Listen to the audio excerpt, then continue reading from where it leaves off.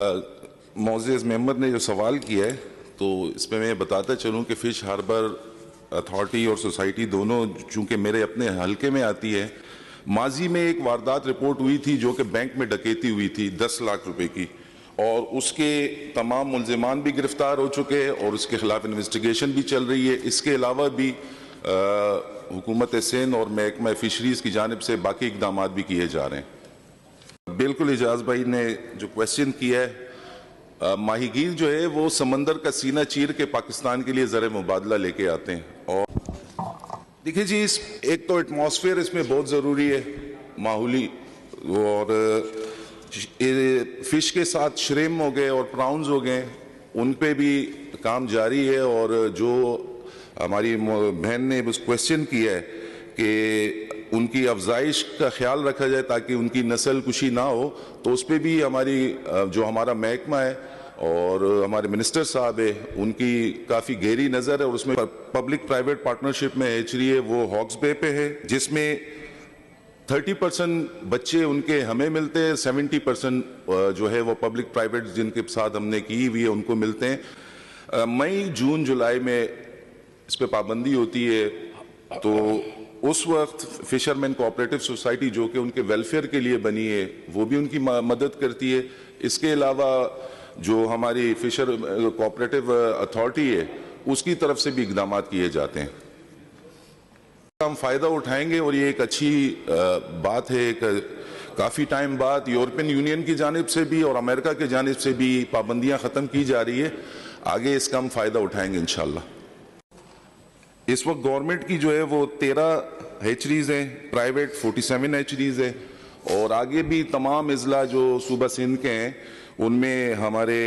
Department کی جانب سے ہماری ٹیمیں جا چکی ہے، اور اس پہ منسٹر جو ہمارے ہیں ملکانی صاحب کی سربراہی میں ایک کمیٹی بھی بنی، اور بہت جلد انشاءاللہ باقی اضلاع میں بھی ہوگا۔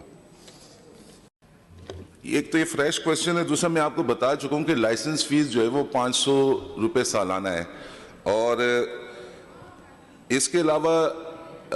چونکہ یہ معاملہ ایسا ہے کہ آپ اعجاز بھائی بھی کہہ چکے ہیں، شبیر صاحب بھی کہہ چکے ہیں کہ ماہی گیر بالکل ہینڈ ٹو ماؤتھ ہوتے ہیں، بہت غربت میں ہوتے ہیں،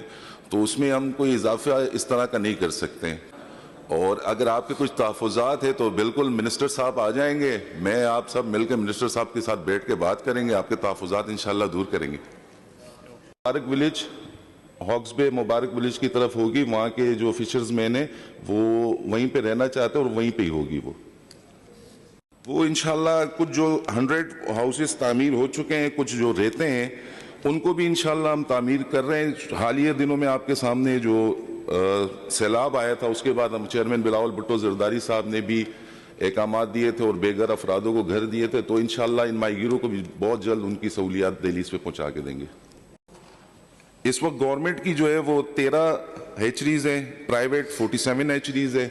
اور آگے بھی تمام اضلاع جو صوبہ سندھ کے ہیں ان میں ہمارے ڈپارٹمنٹ کی جانب سے ہماری ٹیمیں جا چکی ہے، اور اس پہ منسٹر جو ہمارے ہیں ملکانی صاحب کی سربراہی میں ایک کمیٹی بھی بنی، اور بہت جلد انشاءاللہ باقی اضلاع میں بھی ہوگا۔ جی صابر صاحب کی بات بالکل درست ہے، ماضی میں اس قسم کی کچھ کوتاہیاں تھی، لیکن الحمدللہ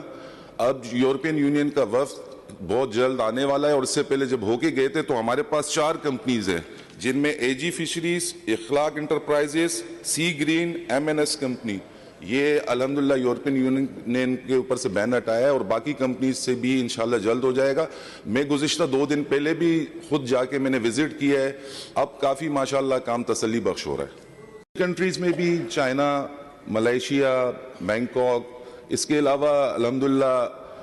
یورپین یونین کی جو پابندی تھی وہ بھی الحمدللہ ختم کر دی گئی ہے 4 کمپنیز کے اوپر، تو یورپی کنٹریز میں بھی جا رہی ہے اور ایشین کنٹریز میں بھی جا رہی ہے۔